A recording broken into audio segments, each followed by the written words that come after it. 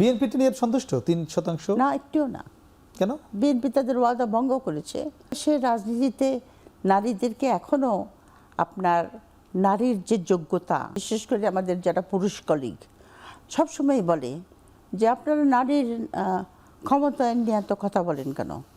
জি, এই নির্বাচনকে সামনে রেখে ইতিমধ্যেই নারীদের যে কতটা তারা নির্বাচনে অংশ নিচ্ছেন নারী প্রার্থী হিসেবে, নারীরা যারা প্রচারণায় নামছেন তারা কতটা প্রচারণা করতে পারছেন নিঃসংকোচে বিনা বাধায়, আবার নারী ভোটাররা কতটা ভোট কেন্দ্রে যেতে পারবেন, এবং এই নির্বাচন পরবর্তী যে সরকার গঠন সেটি কোন প্রক্রিয়া হবে, আমরা এইসব বিষয় নিয়ে আপনার সঙ্গে আলোচনা করব।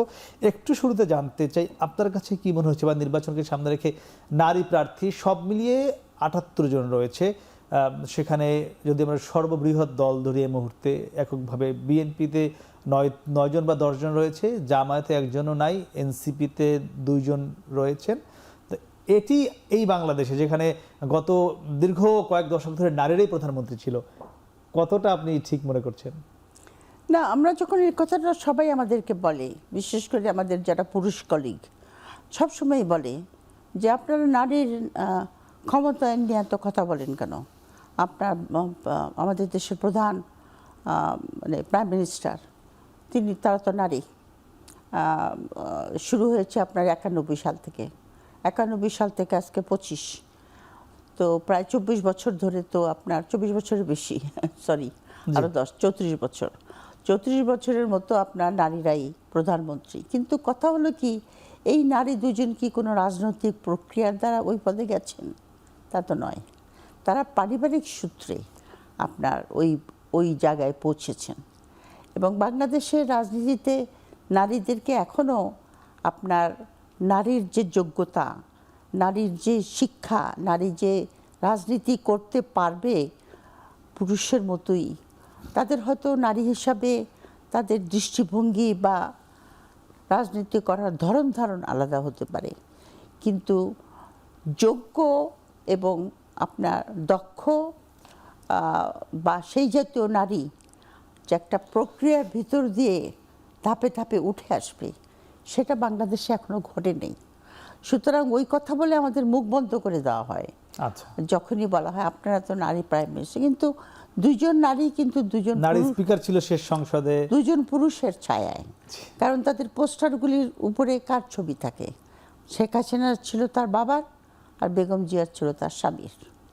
তো সুতরাং তারা পারিবারিক সূত্রে স্বামীর যে আপনার প্রভাব বিস্তার বা স্বামীর যে জায়গা, সেই জায়গাতেই তারা মানে ওই পর্যায়ে যেতে পেরেছেন। তারা ঠিক প্রক্রিয়ার ভিতর দিয়ে ওই জায়গায় যায় নাই। কিন্তু আমরা চাইব যে নারীরা যেন আপনার নিজের যোগ্যতা দক্ষতায় একটা প্রক্রিয়ার ভিতর থেকে আপনার নারীর ক্ষমতায়ন হয় এবং নারীরা একদিন ওই অবস্থায় যেতে পারবে। এবার যে প্রার্থী করা হলো বৃহৎ দলগুলো, এটি নিয়ে কি আপনি সন্তুষ্ট নারীদের? না, আমি একটুও সন্তুষ্ট না। কারণ আপনার আরপিওতে বলা আছে আপনার যে 2030 সালের ভিতরে পার্টির প্রত্যেকটা কমিটিতে 30%, 33% করে মহিলা থাকতে হবে। এমনকি সংসদও আপনার 3 ভাগের 1 ভাগ, 3 ভাগের 1 ভাগ। সেদিক থেকে দেখতে গেলে আমি দেখি যে 91 সাল থেকে শুরু করে আমরা কিন্তু নারীর রাজনৈতিক, নারীর কিন্তু আপনার সামাজিক অন্যান্য বিষয়ে কিন্তু নারীরা এডুকেশন এসব ব্যাপারে নারীরা এগিয়ে আছে, মানে যথেষ্ট আপনার উন্নতি করেছে। কিন্তু ক্ষমতায়নের ব্যাপারে কিন্তু আমরা পিছিয়ে গেছি, আমার যেটা বিশ্বাস।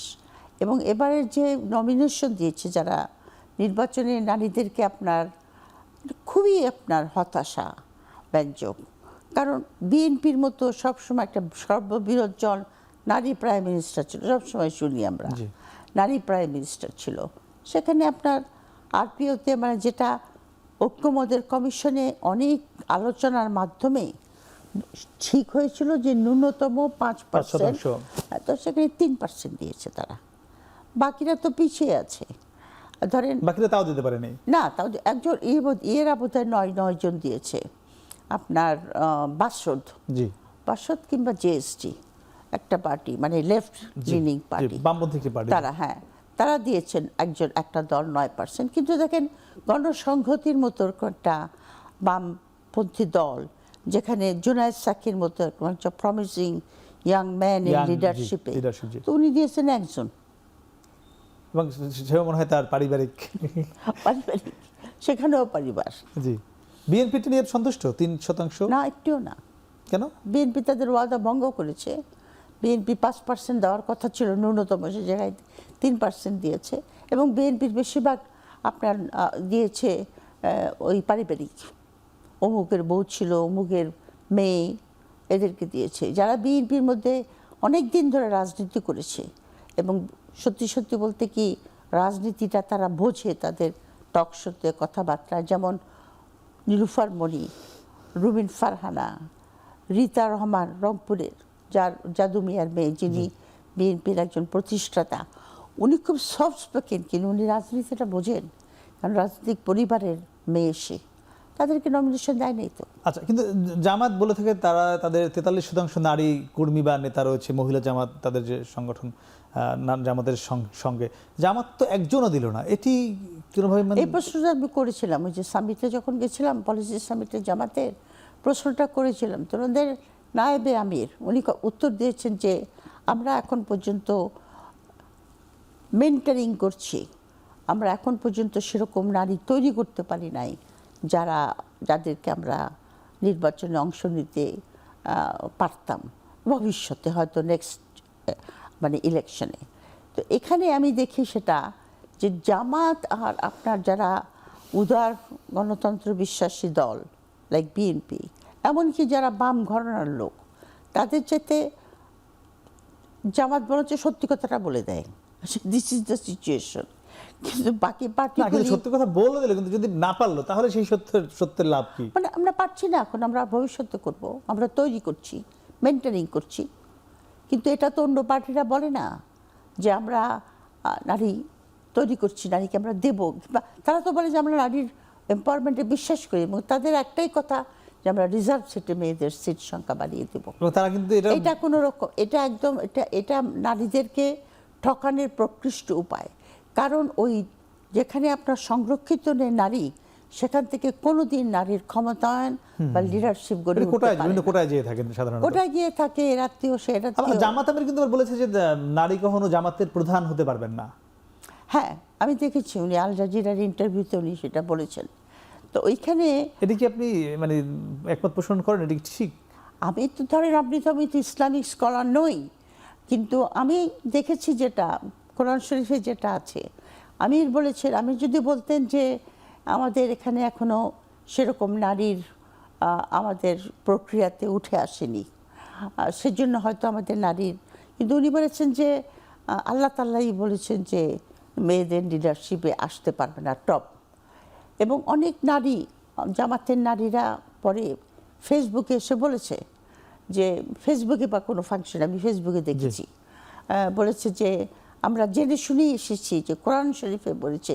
গতকাল তারা নির্বাচন কমিশনে বলেছে, মহিলা জামাতের নেত্রীরা বলেছে। কিন্তু আমার কথা হলো কি, আপনার কোরআন শরীফে কিন্তু কোনো জায়গায় বলেনি এ কথা, আমি যতটুকু পড়েছি। আমি তো বললাম আমি নট অ্যান ইসলামিক স্কলার, কিন্তু এখানে সূরা নিসাতে আপনার 34 নম্বর আয়াতে এই কথাটা আছে। এই কথাটা আছে যে যারা আপনার আর্নার, পরিবারের যারা ব্রেড উইনার, তারাই নেতৃত্ব দেবে পরিবারে। তো আমি যদি ব্রেড আর্নার হই, তাহলে আমি কেন নেতৃত্ব দিতে পারবো না? আর সবচেয়ে তো কথা হলো যে আপনি রসুলের আদর্শ যদি দেখেন, তো বিবি খাদিজার আন্ডারে কি রসুল কাজ করেন নাই? বিবি সাদা মহিলা চাকরি করেছেন, তো বিবি খাদিজা তো তার বস ছিল, তাই না? তারপরে আপনার বিবি আয়েশা, উনি তো আপনার যুদ্ধ লিড করেছেন, she led a war, full fledged war. তো আমাদের ইসলামিক ইয়েতে এরকম ঐতিহ্যতে নাই, সেটা কিন্তু ঠিক নয়। কোরআন শরীফের কথা আমি যেটা পড়েছি, কোরআন শরীফে সূরা নিসার আপনার 34 নম্বর আয়াতে এই কথাটা আছে যে যেহেতু ছেলেরা, পুরুষরা আপনার সংসারের দায়িত্ব নেবে এবং ব্রেড আর্নিং, সেই জন্য সংসারে তাদের কর্তৃত্বটা, লিডারশিপটা আমি দিয়েছি। কিন্তু সাপোজিং একটা মেয়ে আপনার ব্রেড আর্নার এবং সেই দায়িত্বটা নিয়েছে, আছে তো জি, আছে, নারী আছে আছে, না? আছে, আছে। তো তারা কেন আপনার তো হবে না? এগুলি আপনার কথা কি জানেন, ইন্টারপ্রিটেশনের ব্যাপার। জি,